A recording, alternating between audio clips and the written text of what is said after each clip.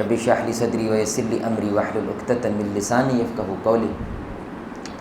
میرے پیارے بھائیوں، دوستوں، بزرگوں، ساتھیوں، جب سے اللہ رب العزت نے یہ کائنات بنائی ہے اور اس کائنات کے اندر انسان نے آنکھ کھولی ہے، تب سے لے کر اللہ رب العزت کی یہ سنت رہی ہے کہ اللہ تعالیٰ انسان سے مخاطب ہوتا چلا آیا ہے، اور جتنی بار بھی اللہ رب العزت انسان سے مخاطب ہوا ہے، کوئی گفتگو ہوئی ہے، کوئی بات چیت ہوئی ہے، اس کا خلاصہ اللہ رب العزت نے وہ آسمانی کتابوں کے اندر نازل فرمایا ہے، خصوصاً تورات، زبور اور انجیل۔ پھر اس کا بھی خلاصہ اللہ رب العزت نے قرآن مجید میں نازل فرمایا ہے، اور پھر اس قرآن مجید کا خلاصہ اللہ رب العزت نے ایک ایسے انداز کے ساتھ پیش کیا ہے کہ جو اللہ پہ ایمان رکھنے والا ہے اور جو اللہ کے نبی پہ ایمان رکھنے والا ہے، جو قرآن پہ ایمان رکھنے والا ہے، اس کے لیے وہ انداز حفظ کرنا وہ واجب ہے، وہ فرض ہے۔ وہ نہیں کرتا وہ کبیرہ گناہ کا مرتکب ہوتا ہے۔ اور پورے قرآن میں سے کوئی حصہ ایسا نہیں ہے جس کا یاد کرنا فرض ہے سوائے اس حصے کے جو جب سے اللہ تعالیٰ خطاب فرما رہے ہیں اس کا خلاصہ ہے اس حصے کے اندر، اور وہ حصہ میرے بھائی سورہ الفاتحہ ہے۔ اور اس سورہ الفاتحہ کے اندر دو حصے ہیں، ایک حصہ اللہ رب العزت کی ذات کے لیے ہے اور دوسرا وہ بندے کے لیے ہے، اور بندے کے لیے جو حصہ ہے وہ سارے کا سارا دعا ہے۔ تو کتنی پاورفل شے ہے یہ کہ اللہ اور بندے کے درمیان تعلق کی سب سے بڑی بنیاد وہ دعائیں ہیں۔ تو جس کی دعائیں جتنی مضبوط ہوتی ہیں اتنا مضبوط اللہ سے تعلق ہوتا ہے، جس کی دعائیں جتنی کمزور ہوتی ہیں اتنا کمزور اللہ سے تعلق ہوتا ہے۔ پھر اس دعا کے اندر کمال چیز کیا ہے؟ لاکھوں خواہشات ہیں۔ اللہ نے حصہ ایسا نہیں رکھ دیا کہ بھائی اللہ سے کوئی اچھی سی دعائیں مانگ لو، یہ بھی تو اللہ کہہ سکتا تھا نا۔ نہیں، اللہ تعالیٰ نے کہا جتنی خواہشات ہیں اس میں سے ایک بنیادی خواہش جو انسان کی ہر خواہش کے اوپر حاوی ہے، اللہ کہتا ہے صرف وہ مانگنی ہے۔ پھر وہ خواہش تمہیں حاصل کیسے ہوگی وہ بھی میں ہی بتاؤں گا، وہ بھی مجھ سے مانگو، کیونکہ جو بھی تم مجھ سے مانگو گے، اللہ نے اس سورت کے اینڈ پہ یہ بھی کہہ دیا کہ بندے نے جو کچھ مجھ سے مانگا ہے میں نے اسے عطا کر دیا۔ اور وہ کیا ہے میرے بھائی؟ خواہش ہے سیدھا راستہ، حق کا راستہ، ایمانداری کا راستہ، انصاف کا راستہ، امن کا راستہ، محبت کا راستہ۔ اور وہ راستہ حاصل کیسے کرنا ہے؟ اللہ نے ایک راز سے پردہ اٹھایا ہے۔ اصل میں انسان بنیادی طور پہ کسی بھی نئی شے سے گھبرا جاتا ہے۔ یہ اللہ نے انسان کو ایسا بنایا، موسیٰ علیہ السلام اللہ کے نبی ہیں بھائی، ایسے روب والے، مکہ مارا بندہ مر گیا، سوچیں مکہ مارا بندہ مر گیا، ایسے روب والی ذات سانپ سے ڈر رہی ہے، کیونکہ ان کی جو عصا ہے وہ کیا بن گیا بھائی؟ سانپ بن گیا۔ یہ فطرت ہے انسان کی کہ ایک دم سے کوئی نئی شے آئے تو اس سے گھبرا جاتا ہے۔ انسان چاہتا کیا ہے؟ کوئی پہلا ہونا چاہیے جو اس کو اٹھا لے، کوئی پہلا ہونا چاہیے جو اس پل سے گزر جائے، جو پہلا ہونا چاہیے جو اس آگ میں کود جائے، کوئی پہلا ہونا چاہیے جو ایسی جنگ بھی جیت جائے جو جیتنا ناممکن ہو۔ وہ جو پہلا ہوتا ہے نا میرے بھائی، وہ انسان کے لیے ہیرو ہوتا ہے، اور جو اس ہیرو کے خلاف ہوتا ہے وہ اس انسان کے لیے ولن ہوتا ہے۔ تو اس لیے اللہ رب العزت نے اس سورہ کے اندر باقاعدہ طور پہ یہ انداز رکھا ہے کہ بندے سیدھا راستہ تجھے مل نہیں سکتا اگر تو کسی ہیرو کی پیروی نہیں کرتا، اس کی پیروی نہیں کرتا جس پہ میں نے کیا کیا؟ انعام کے، جو گزر گیا، جو ان امتحانوں کو کراس کر گیا جو تو نے کبھی سوچے بھی نہیں تھے۔ اور وہ کون لوگ ہیں میرے بھائی؟ انعمتا، سارے بھائی بولیں کون لوگ ہیں؟ انعمتا علیہم۔ اور ان لوگوں کے جن پہ میں نے انعام کی ان کے دشمن بھی ہیں، اور وہ کیا ہیں؟ غیر المغضوب علیہم ولا الضالین۔ اور قرآن کا قریباً 40% حصہ اس دو چیزوں کی تفسیر ہے، کیونکہ اللہ تعالیٰ نے قرآن میں تقریباً 40% حصہ کیا ہے؟ یا تو انبیاء کے قصے ہیں، یعنی کہ جو کون ہیں؟ ہیروز ہیں، یا ولن کے قصے ہیں جو کون ہیں میرے بھائی؟ دشمن ہیں۔ تو اس لیے انشاءاللہ اس محدث کے پلیٹ فارم سے، اس نور کے پلیٹ فارم سے، یہ ہماری 5ویں سیریز ہے جو قسطوار ایک دروس کا سلسلہ ہے، جس کا عنوان ہے منعم اور ملعون۔ منعم کیا ہوتا ہے؟ جس پہ اللہ تعالیٰ کا انعام نازل ہوا ہو، اور ملعون کیا ہوتا ہے؟ جس پہ اللہ کی کیا ہو؟ لعنت برستی ہو۔ اور اس کے بیان کرنے کا مقصد کیا ہے؟ یہ بڑا سننے والا جملہ بھائی، کہ جو قبر میں 3 سوال ہونے ہیں نا بھائی، ایک سوال کیا ہے؟ اللہ کا، ایک سوال دین کا، ایک سوال نبی کا۔ تو یہ علماء کا تقریباً متفقہ یہ فتویٰ ہے کہ نبی کے بارے میں، یعنی اپنے نبی کے بارے میں موٹا موٹا پوری سیرت کا جاننا ہر مسلمان پہ واجب ہے، کیونکہ اگر وہ اپنے نبی کو نہیں جانتا تو وہ جواب نہیں دے پائے گا اس قبر کے سوال کا۔ ایسے ہی میرے بھائی اگر یہ سورت لازم ہے ہر مسلمان کے لیے پڑھنا روزانہ نماز کے اندر، تو ظاہری سی بات ہے اس میں جو علم ہے اس کا علم حاصل کرنا بھی کیا ہوا؟ وہ بھی لازم ہوا، وہ بھی ضروری ہوا۔ اور اس علم میں سے ایک علم کیا ہے میرے بھائی؟ اپنے ولن کو پہچانو، اس کو پہچانو جو تمہارا دشمن ہے اور اس کو پہچانو جو تمہارا دوست ہے۔ اس لیے چاہے کوئی اللہ کو مانتا ہے یا اللہ کو نہیں مانتا، آپ کسی معاشرے میں چلے جائیں وہاں پہ ہیروز ضرور ہوتے ہیں، ان کے چاہے وہ نوٹ پہ ہو، ان کی بلڈنگز پہ ہو، ان کے جو ہے نا وہ مین آفس کے اندر اس کی تصویریں ہیرو لازم ہوتا ہے، اور اس کی بے ادبی کرنا کبھی کبھی گناہ ہوتا ہے، بلکہ کہیں کہیں پھانسی چڑھا دیتے ہیں۔ آپ سمجھ رہے ہیں میرے بھائی؟ کیونکہ انسان فطرتاً ان ہیروز کے بنا زندہ نہیں رہ سکتا، کیونکہ وہ چاہتا ہے کوئی ہو جندے ایسی پیچھے ٹریے، اور اللہ کہتا ہے وہ ہیں۔ وہ کون ہے میرے بھائی؟ وہ انبیاء ہیں، وہ 1,24,000 کے قریب پیغمبر ہیں۔ جن مشکلوں کو تم فیس کر رہے ہو، اس مشکل کی انتہا وہ سارے نبی فیس کر چکے ہیں، تو اس لیے ان کا پڑھنا تمہارے لیے کیا ہے؟ ضروری ہے، تاکہ زندگی کے امتحانوں کو تم کامیابی سے پار کر سکو۔ تو یہی ہماری سیریز ہے انشاءاللہ۔ یہ سیریز کہانیاں نہیں ہیں، ہم نے یہ نہیں کرنا ہے کہ ہم نے کسی نبی کی ذات کو لینا ہے اور ان کی پوری کہانی کو پڑھنا ہے، نہیں، بلکہ ان کی کہانی سے ہمارے لیے سبق کیا ہے ہم نے وہ لینا ہے، کیونکہ اس کے ساتھ آپ ان کی کہانی کو ٹچ بھی کر لیتے ہیں، ان کے قصے کو بھی ٹچ کر لیتے ہیں، لیکن ساتھ میں اصل میں عبرت حاصل کرنا یہ مقصد ہے۔ اور یہ میں نہیں کہہ رہا، یہ اللہ کہتے ہیں، یہ قرآن لقد کان فی قصصہم عبرۃ لأولی الالباب، اللہ کہتے ہیں جو قرآن میں نے قصے بیان کیے ہیں ان کا مقصد ہے تم اس سے کیا کرو بھائی؟ بولو میں کیا کریں؟ عبرت لیں، سبق لیں۔ اگر تم بیوی والے ہو تو یاد رکھنا تمہاری بیوی اگر نافرمان ہے تو لوط علیہ السلام کی بیوی بھی نافرمان تھی، اس کی غدار تھی، اور اگر تمہاری اولاد تمہاری نافرمان ہے تو یاد رکھو نبیوں کے گھرانوں کے اندر یعقوب کے بچے کیا تھے؟ یعقوب کے علیہ الصلوۃ والسلام نافرمان بچے تھے، بھائی مار دیا انہوں نے، یوسف مار دیا، سب سے پیارا بچہ اس وقت دنیا میں اگر کوئی ہے وہ یوسف ہے، مار دیا انہوں نے، حسد کی وجہ سے مار دیا۔ تو پراؤں میں حسد ہوتا ہے؟ ہاں ہوتا ہے، اللہ نے بیان کیا سبحان اللہ۔ ایک نبی کی ذات وہ سکینڈل کی وجہ سے جیل چلا جاتا ہے، عورت کے سکینڈل کی وجہ سے، عورت کی وجہ جھوٹا الزام لگتا ہے، وہ یوسف ہیں، گئے ہیں جیل، گئے ہیں بھائی، تقریباً 7 سال جیل کی زندگی کاٹی ہے، جھوٹے الزام کے اندر کاٹی ہے، لیکن کاٹی ہے۔ تو کوئی بھی آپ مشکل لے کر آئیں، اللہ رب العزت نے نبی کو اس سے گزارا ہے، وجہ کیونکہ اللہ نے یہ فرض قرار دیا ہے کیا؟ انعمتا، ان لوگوں کا راستہ جن پہ اللہ نے کیا کیا ہے؟ انعام کیا۔ تو انشاءاللہ ہماری ترتیب یہی ہوا کرے گی کہ پہلے ہم وہ پڑھا کریں گے جس پہ اللہ نے انعام کیا، پھر اس سے اگلے میں وہ پڑھا کریں گے جس پہ اللہ نے کیا کیا؟ لعنت کی، کیونکہ ہر ایک قصہ جو قرآن میں بیان ہوا ہے اس میں ہیرو بھی ہے اور ولن بھی ہے۔ آدم علیہ السلام ہیرو ہیں تو ان کے ولن کون ہے بھائی؟ بولے میں کون ہے؟ ابلیس ہے۔ ابراہیم علیہ السلام ہیرو ہیں تو ان کا ولن کون ہے؟ نمرود ہے، ان کی قوم ہے۔ لوط علیہ السلام اگر ہیرو ہیں تو ان کا ولن کون ہے؟ وہ ان کی بچوں کی خواہشات رکھنے والے کون ہیں؟ وہ ان کی قوم ہے۔ موسیٰ اگر ہیرو ہیں تو ان کا ولن کون ہے؟ وہ فرعون ہے۔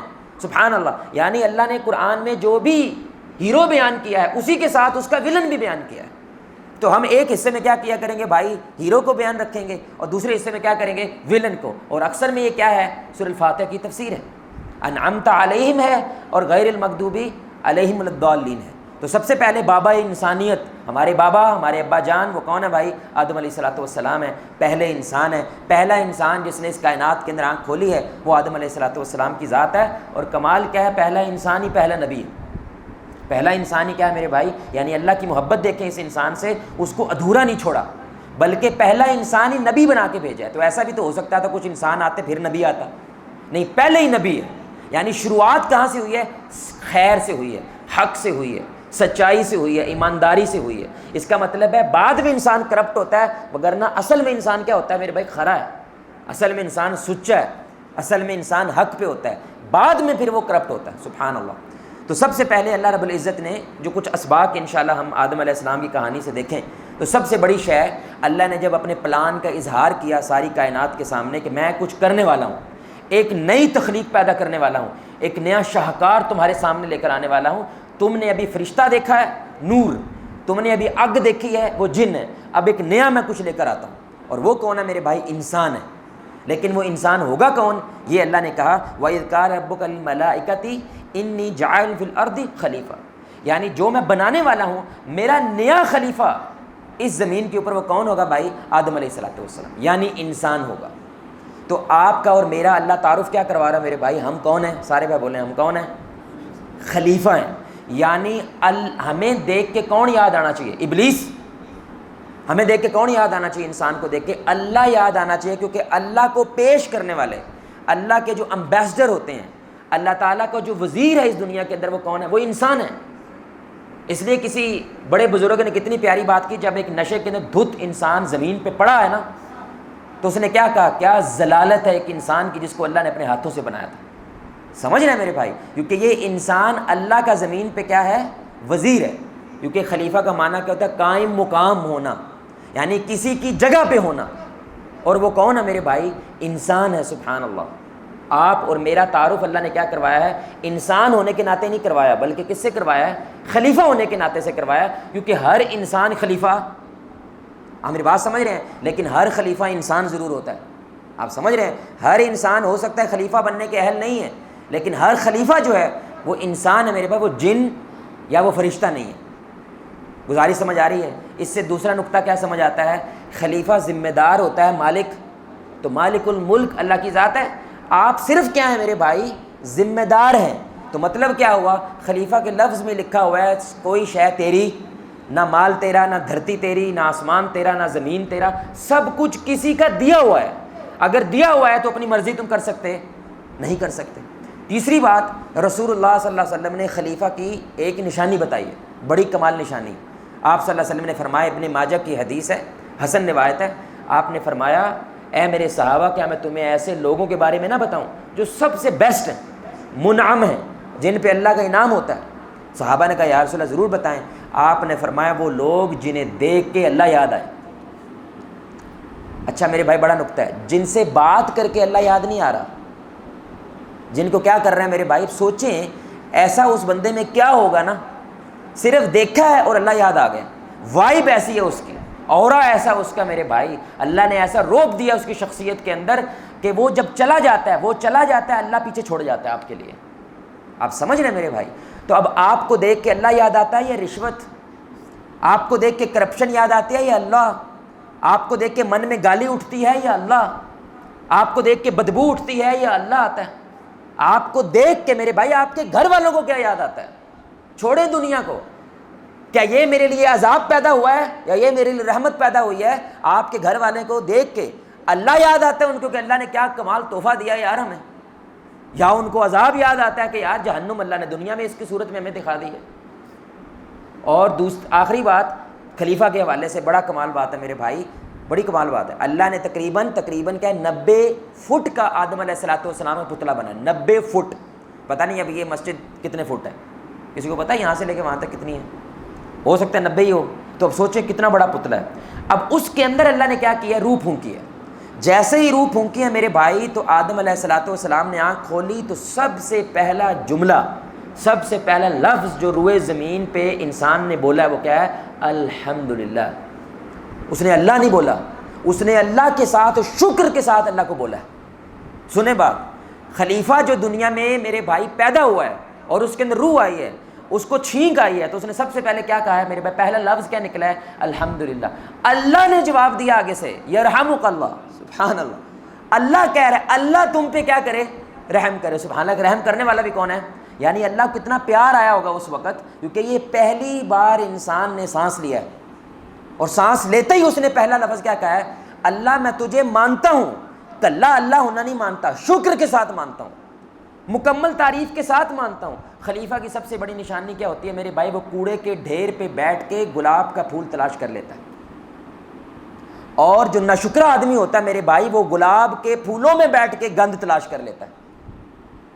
جو شکر گزار خلیفہ واقعی ہو نا میرے بھائی، وہ شر میں سے بھی خیر برآمد کر لیتا ہے، اور جو میرے بھائی ناشکرا ہوتا ہے وہ اچھی خاصی خیر ہوتی ہے، اس میں سے بھی میرے بھائی گند ڈھونڈ لیتا ہے۔ خلیفہ کی نشانی وہ امید ڈھونڈنا اس کے لیے آسان ہوتی ہے، اور جو خلیفہ کی پتی سے نیچے گر جاتا ہے اس کے لیے میرے بھائی مایوس ہونا آسان ہو جاتا ہے۔ آپ گزارش سمجھ رہے ہیں میرے بھائی، خلیفہ آپٹیمسٹک ہوتا ہے، مثبت سوچ والا ہوتا ہے، کیونکہ وہ شکر گزار ہے، کیونکہ پہلا لفظ جو اس کے منہ سے نکل رہا ہے سبحان اللہ، وہ کیا ہے بھائی، اللہ تیرا شکر ہے۔ ابھی تو اس نے پتہ ہی نہیں کیا میرے بھائی میرے نال کیتا کی رب نے، ابھی تو پتہ ہی نہیں ہے، ابھی تو پتہ چلنا ہے، لیکن پہلے ہی اس نے نکلتے کیا کہا ہے، جو بھی تو نے کیا ہے میرے ساتھ وہ کیا کیا ہے، صحیح کیا ہے، شکر ہے تیری ذات کا، ٹوٹل تعریف تیری ذات کے لیے۔ تو ایک خلیفہ لفظ کے اندر میرے بھائی کتنی بڑی خیر موجود ہے، سبحان اللہ۔ دوسری بات دیکھیں میرے بھائی، جو سبق ہمیں ملتا ہے وہ کیا ہے کہ آدم علیہ السلام 2 حصوں کا کیا ہے، مجموعہ ہے۔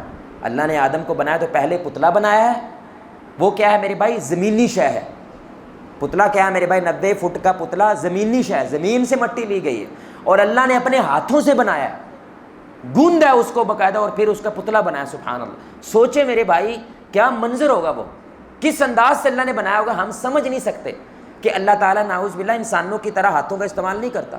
اللہ ویسے کرتا ہے جیسے اللہ کو سوٹ کرتا ہے. اللہ کے شان شان ہے. کیسے کیا ہوگا اللہ نے یہ؟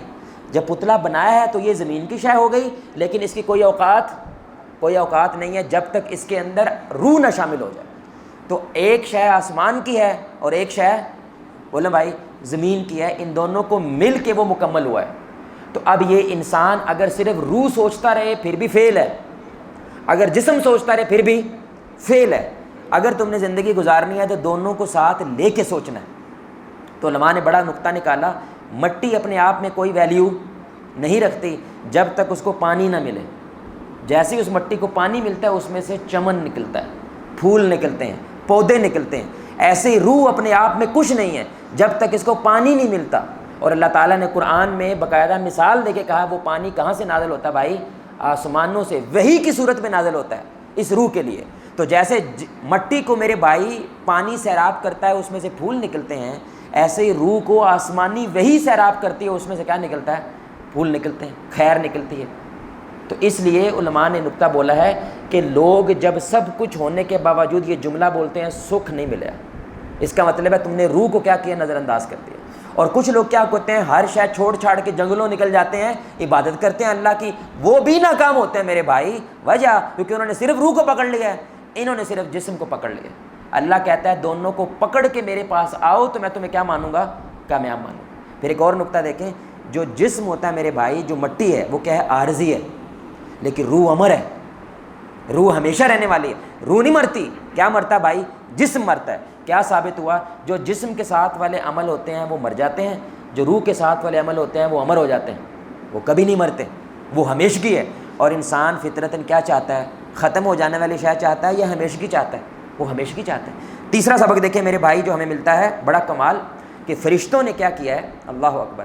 ہم جس صوبے میں رہتے ہیں، جس علاقے میں رہتے ہیں، دیوتی دیوتاؤں کا علاقہ ہے، یہ ہندوؤں کا علاقہ ہے نا بھائی. الحمدللہ محمد بن قاسم آئے مالابار سے میرے بھائی، مسلمان تاجر آئے، عرب تاجر آئے، اور الحمدللہ یہاں پہ اسلام آ گیا.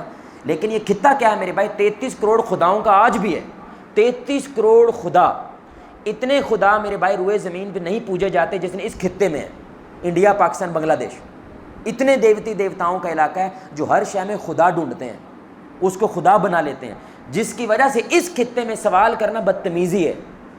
اس خطے کے اندر سوال اٹھانا کیا ہے؟ یہ گندا آدمی ہے، یہ بے ادب آدمی ہے. سبق اللہ تعالیٰ اس کہانی میں کیا دے رہا ہے؟ منعم لوگوں کا، جن پہ انعام ہوتا ہے. فرشتے کیا کرتے ہیں میرے بھائی؟ ہمیں لگتا ہے شیطان نے اعتراض اٹھایا تھا اللہ پہ. نہیں میرے بھائی، سب سے پہلے اعتراض کس نے اٹھایا تھا؟ فرشتے ہیں. لیکن فرشتوں نے اللہ کی حکمت پہ بھروسہ کرتے ہوئے ادب کے ساتھ اللہ سے بھی سوال کیا ہے. لیکن اللہ رب العزت نے یہ نہیں کہا تمہیں شرم نہیں آتی. یہ کہا میرے بھائی اللہ نے تمہاری یہ اوقات کہ تم مجھ سے سوال کرو گے، کہ اللہ نے یہ کہا ہے. بلکہ نہ صرف اللہ تعالیٰ نے ان کے سوال کو پسند کیا ہے، بلکہ عمل سے دکھایا ہے کہ تمہارے سوال کا کیا جواب ہے. تو فرشتے خود کہتے ہیں ہاں جی اللہ جواب مل گیا، جو تو جانتا ہے وہ ہم جانتے ہیں. اس سے کیا ثابت ہوا میرے بھائی؟ ادب کے ساتھ، احترام کے ساتھ میرے بھائی کسی سے بھی سوال کیا جا سکتا ہے. خصوصاً اگر مقصد کیا ہو؟ یا تو کنفیوژن دور کرنا ہو یا کچھ نیا سیکھنا ہو. یہ بے ادبی ہوتا، یہ بے ادبی نہیں ہے. اس کی وجہ سے کیا ہوتا ہے میرے بھائی؟ مکالمہ آتا ہے. اور علماء کہتے ہیں بچوں کی فطرت میں اللہ نے کیا رکھا ہے میرے بھائی؟ بہت زیادہ کیا کرتے ہیں؟ سوال. یہ کیا، یہ کیا، یہ کیا، تو بندہ اک جاتا ہے. اکنا نہیں میرے بھائی، اللہ نے بچوں کو بنائی ایسا جس کی وجہ سے باپ سیکھ جاتا ہے. یعنی اگر باپ سیکھنے والا ہے تو بچوں کے سوال سے کہ ہاں بچہ یہ تو بڑا اچھا سوال ہے، مجھے بھی نہیں آتا، میں سیکھوں گا، میں پھر کیا کروں گا؟ میں تمہیں بھی بتاتا ہوں. تو بچہ بھی سیکھ لیتا ہے اور باپ بھی سیکھ لیتا ہے. لیکن ہم میرے بھائی اپنی اڑک کی بنیاد پہ، ایگو کی بنیاد، او بس کر یار تو پیچھے ہی پی جانا ہے، تو سر پیڑ کر چھڑیا ہے، او بس بھائی بس تھوڑا یار اتنا بولدا ہے. پھر ایک وقت آتا ہے وہ بولدا ہی نہیں، پھر تسی کہندے بولدا نہیں میرے بھائی. تو جب بولتا تھا آپ نے چپ کرا دیا ہے، اب چپ ہو گیا تو آپ کہتے ہیں یہ بولتا نہیں ہے. سوال نہ روکیں، نہ کسی مسجد میں، نہ کسی خانقاہ میں، کسی جگہ سوال نہیں رکنا چاہیے، کیونکہ اللہ نے نہیں روکا. تیسرا میرے بھائی بات دیکھیں کہ فرشتوں نے جو سوال اٹھایا اس کی بنیاد ماضی کا تجربہ تھا. انہوں نے کہا اے اللہ قالوا اتجعل فیہا من یفسد فیہا ویسفک الدماء، کہ یہ خون بہائے گا انسان، تو یہ کیا تجربہ ہے؟ اس کے بارے میں کوئی تحقیقی شے نہیں ہے میرے بھائی، یہ بائبل کا بات ہے، یہ پچھلی کتابوں کی بات ہے کہ اس زمین پہ پہلے کیا رہتے تھے؟ جن رہتے تھے، اور انہوں نے کیا گند مچایا۔ تو اس تجربے کی بنیاد پہ وہ کیا کہہ رہے ہیں؟ یہ بھی بولے میں یہ بھی گند مچائے گا۔ اور دوسرا نئی شے ہے، تو زمین کی جو چیز ہوتی ہے وہ عارضی ہوتی ہے، اور جو عارضی ہوتی ہے اس میں استقامت نہیں ہے، جب استقامت نہیں ہے تو یہ بہکے گا، اور اگر یہ بہکے گا تو اللہ کے خلاف جائے گا اور گند کرے گا۔ اس بنیاد پہ فرشتے کیا کہہ رہے ہیں میرے بھائی کہ یہ بندہ کیا کرے گا؟ یہ گند مچائے گا۔ تو اللہ تعالیٰ نے ان کو عملاً جواب دے کر کیا کہا؟ ضروری نہیں ہے جو ماضی کے تجربے ہوں مستقبل بھی ویسے ہی ہو۔ آپ سمجھ رہے ہیں میرے بھائی؟ ضروری نہیں ہے جو تمہارا علم ہے اسی کی بنیاد پہ سب کچھ آگے ہونے والا ہے، تمہارے تجربے اور علم محدود ہے، اور اللہ کا علم کیا ہے؟ لا محدود ہے۔ تو ہمیں کبھی کسی کے بارے میں سوچیں، فرشتوں کا علم ہم سے کیا ہے؟ زیادہ کہ تھوڑا ہے؟ کیا کچھ نہیں دیکھا ہوا انہوں نے آسمانوں پہ، خدا کی قسم ہم سے زیادہ انہوں نے دیکھا ہوا ہے، لیکن اس کے باوجود محدود ہے۔ ہم تو پھر انسان ہیں بیچارے، ایک ڈینگی مار دیتا ہے ہمیں، ہم تو اتنے زیادہ کمزور ہیں میرے بھائی، ایک ڈینگی مچھر کی مار ہے، ایک کرونا 1,00,000 گنا چھوٹا ہے، دنیا بند کر دیتا ہے۔ ایک کرونا 1,00,000 گنا چھوٹا دنیا، اتنے ہم کمزور ہیں۔ تو ہم میرے بھائی کسی کی ذات پہ ماضی کے تجربوں کی بنیاد پہ نہیں کہہ سکتے اے بندہ سدھا ہو سکتا۔ یہ جملے اللہ کو اچھے لگتے ہیں، تو پے وال چٹے نہیں کیتے اسی۔ کیا کہہ رہے ہوتے ہیں وہ کہ میرا تجربہ کہتا ہے اے بندہ صحیح۔ میرے بھائی یہی لوگ عرب کے بھی تھے نا، اگر عمر بن خطاب کے بارے میں رسول اللہ یہ سوچتے کہ اے بندہ سدھا ہو سکتا، تو عمر بن خطاب میرے بعد نبی ہوتا تو عمر ہوتا۔ مستقبل اوپن ہے، وہ کھلا ہوا ہے، ہم نہیں جانتے اللہ نے مستقبل میں ہمارے لیے کیا رکھا ہے۔ اس لیے کیا کرو؟ اللہ پہ بھروسہ رکھو، اللہ جانتا ہے، ہم نہیں جانتے، امید قائم رکھو، شکر رکھو۔ چوتھی بات، آخری بات دیکھیں انشاءاللہ، پھر اگلی مجلس میں کچھ دیکھیں گے، وہ کیا ہے کہ فرشتوں نے یہ بھی ایک بات کہی، وَنَحْنُ نُسَبِّحُ بِحَمْدِكَ، یعنی جتنی حمد ہم بیان کرتے ہیں آپ کی، جتنی پاکی ہم بیان کرتے ہیں، یہ تو کر ہی نہیں سکتا، یہ تو انسان ہے، عارضی ہے، مر جانے والا ہے۔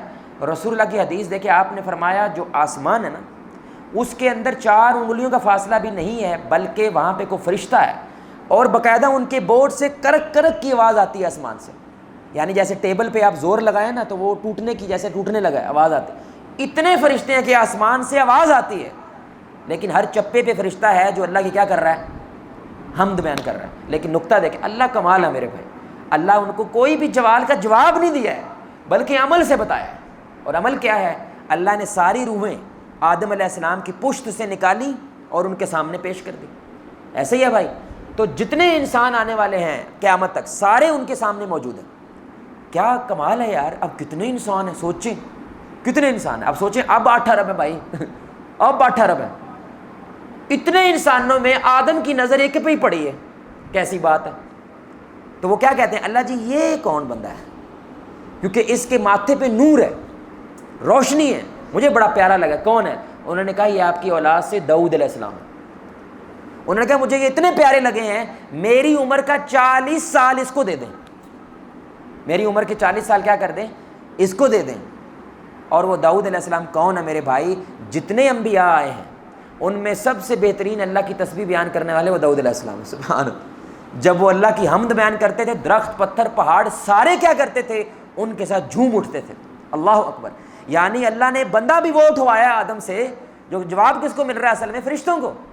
اور دوسرا جواب کیا ہے کہ ہمارے نبی جناب محمد الرسول اللہ کو ایک مقام ملنا ہے قیامت کے روز۔ وہ مقام کیا ہے؟ مقام محمود، جو ہم اذان کے بعد دعا کرتے ہیں۔ اللہ کے نبی نے فرمایا میرے لیے اس کی دعا کیا کرو، اور وہ کیا ہے؟ مقام محمود۔ کیا ہوتا ہے میرے بھائی؟ وہ مقام جہاں پہ کیا ہوگی؟ اللہ کی تعریف۔ اللہ کے نبی نے فرمایا جب میں اس مقام پہ پہنچوں گا اس وقت اللہ کچھ ایسا نازل کرے گا جو اس سے پہلے اللہ نے کبھی نازل نہیں کیا۔ اس کے ساتھ میں اللہ کی ایسی تعریف بیان کروں گا، ایسی حمد کروں گا میرے بھائی، اللہ خوش ہو جائے گا، اور اللہ کہے گا محمد اٹھاؤ سر کو، مانگو جو مانگتی ہو تمہیں عطا کیا جائے گا۔ یعنی ایسی تعریف کریں گے جو روئے زمین پہ کبھی کسی نے کی۔ فرشتوں کو کیا مل رہا ہے میرے بھائی؟ اللہ جانتا ہے، تم جانتے، کیونکہ تو صرف تعریف کر سکتا ہے، یہ چاہے تو کفر بھی کر سکتا ہے۔ آپ سمجھ رہے ہیں؟ لیکن اس کفر کی طاقت کے باوجود یہ کیا کرتا ہے؟ اللہ کی تعریف کرتا ہے۔ تم اس کا مقابلہ کبھی نہیں کر سکتے۔ سبحان اللہ۔ اور آخری بات میرے بھائی وہ کیا ہے کہ سب سے بڑی نیکی کا اظہار اگر ہوا ہے، سب سے پہلے جب انسان دنیا میں آیا ہے سب سے بڑی 3 نیکیوں کا اظہار ہوا ہے۔ سب سے پہلی ادب، بھائی پیدا ہوتے ہی، یعنی ابھی صرف بات ہی کی ہے کہ انسان آ رہا ہے تو فرشتوں نے کیا کیا؟ سوال اٹھایا، لیکن سوال کس سے اٹھایا؟ ادب سے اٹھایا ہے، محبت سے اٹھایا ہے، بھروسے سے اٹھایا ہے۔ یعنی اللہ کے ہاں سب سے زیادہ کمال شے کیا ہے؟ ادب ہے۔ تو حسن بصری رحمہ اللہ کہا کرتے تھے 30 سال ہم نے علم سیکھا، اس میں سے 20 سال ادب سیکھا ہے، ادب سیکھا ہے میرے بھائی۔ یعنی جس کو اپنے علم کو ادب کے ساتھ پیش کرنا نہیں آتا اس کے بعد علم نہیں ہے۔ ادب کا معنی کیا ہوتا ہے میرے بھائی؟ اپنے عمل کو سونے سے سونا بنا کے پیش کرنا، یہ ادب ہوتا ہے۔ دوسرا وہ آدم علیہ السلام کی عاجزی ہے، جیسے ہی پیدا ہوئے میرے بھائی ایک دم سے سینہ چوڑا کر کے بھاگن دوڑنے شروع کر چھڑے، ہے کہ نہیں؟ کبھی ایسے ہی ہوگا نا بچہ، بھائی جب بچہ ہوتا ہے وہ پھرتیلا ہوتا ہے، کبھی ادھر بھاگتا ہے کبھی ادھر بھاگتا ہے۔ آدم یہ نہیں تھے میرے بھائی، پیدا ہوتے ہی کیا کہا ہے؟ الحمدللہ۔ پھر اللہ کا انتظار کیا ہے، ہاں جی اگر میرے اللہ کی آرڈر ہے، سمجھ رہے ہیں؟ اللہ نے کہا آرڈر رہے تھے کہ سلام کرو فرشتوں کو جا کر، فرشتے جو جواب دیں گے تیری پوری کی پوری اولادوں کا وہی جواب ہوگا۔ پھر انہوں نے سلام کیا، یعنی جو اللہ کہہ رہا ہے آدم سرنڈر کر رہے ہیں، آدم جھک رہے ہیں، وہ کیا ہے؟ عاجزی ہے۔ اللہ کے ہاں سب سے بڑی طاقت روحانی حوالے سے وہ کیا ہے؟ عاجزی ہے۔ یعنی جسمانی حوالے سے کیا ہے؟ ادب، روحانی حوالے سے کیا ہے؟ عاجزی۔ اور تیسری شے کیا ہے؟ وہ علم ہے۔ اللہ تعالیٰ نے آدم علیہ السلام کو ہر شے کا کیا کیا ہے؟ علم عطا کیا ہے۔ تو فرشتے ہیں نا مثال، وہ یہ نہیں جانتے کہ مثال کے طور پر یہ چیز ہے صحیح، اس کا نام کیا ہے، اس کو کیا کہتے ہیں، یہ آدم جانتے ہیں۔ اللہ نے یہ علم آدم کو عطا کیا ہے۔ تو اللہ نے کہا پیڑ پاؤ، پنجابی میں کہتے ہیں نا پیڑ پاؤ، تو بھائی آؤ سامنے، فرشتے بھی آئے ہیں، آدم بھی آیا ہے، اور فرشتوں کو نام نہیں آئے، آدم کو سارے نام آئے۔ اللہ نے کہا جھک جاؤ، اس ذات کے سامنے جھک جاؤ، سرنڈر کر دو، سجدے میں چلے جاؤ، کیونکہ یہ علم میں تم سے کیا ہے میرے بھائی؟ تگڑا ہے، یہ علم میں تم سے پاورفل ہے۔ اس کا مطلب کیا ہوا؟ خلیفہ اپنی طاقت ٹینک سے نہیں لیتا، لوگوں سے نہیں لیتا، خلیفہ اپنی طاقت علم سے لیتا ہے۔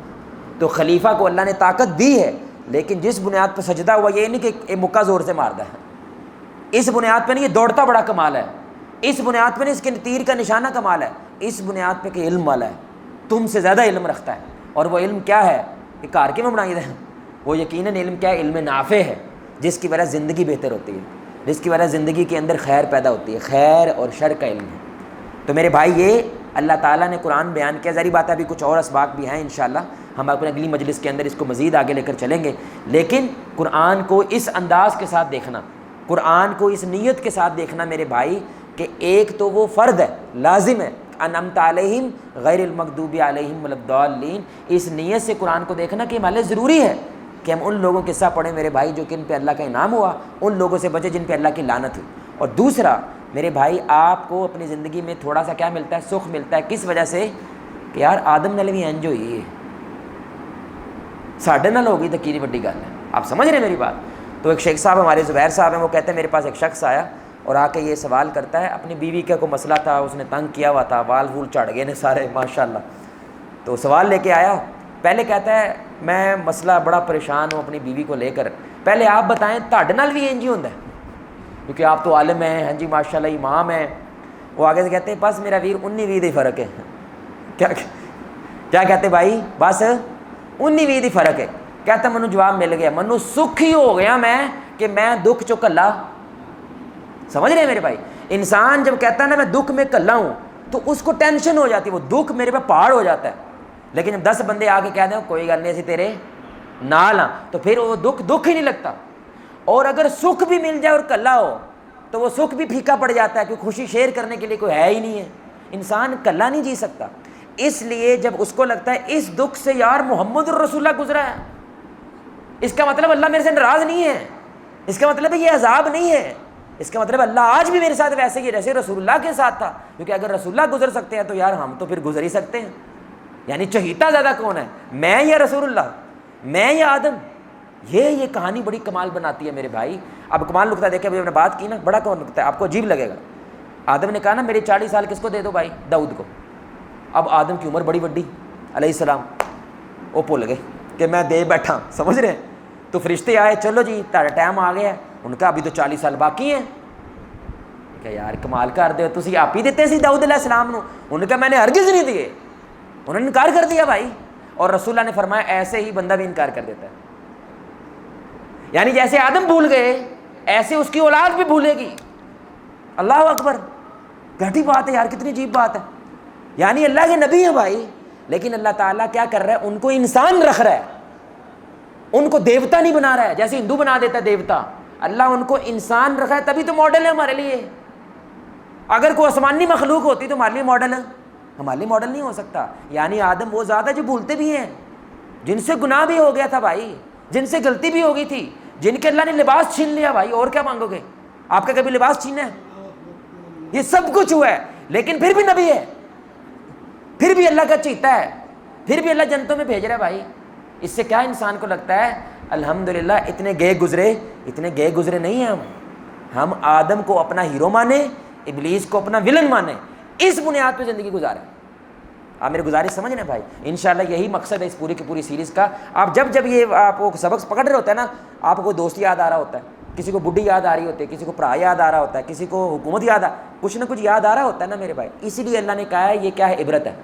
اس کا مقصد کیا ہے میرے بھائی؟ عبرت ہے، وگرنہ تو یہ میرے بھائی 4000 سال پرانا قصہ ہے، کچھ 10,000 سال پرانا قصہ ہے، لیکن اللہ کہتا ہے قصہ امر ہے، اس کے اسباق امر ہیں، تبھی تو میں نے قرآن میں نازل کیا ہے۔ اللہ سے دعا ہے اللہ ہمیں اس بنیاد پہ انعمت علیہم کی بنیاد پہ زندگی گزارنے کی توفیق عطا فرمائے، اور غیر المغضوب کی بنیاد پہ اپنی زندگی کو محفوظ رکھنے کی توفیق عطا فرمائے۔ اللہ آپ کو، مجھے، ہم سب کو محمد الرسول اللہ صلی اللہ علیہ وآلہ وسلم کی ذات کے ساتھ جنت الفردوس میں اس انداز سے اکٹھا کریں، ہم سب مل کے اللہ کے چہرے کو آسمان میں دیکھیں 14ویں رات کا چاند۔ سبحانک اللہم وبحمدک، اشہد ان لا الہ الا انت، استغفرک واتوب الیک۔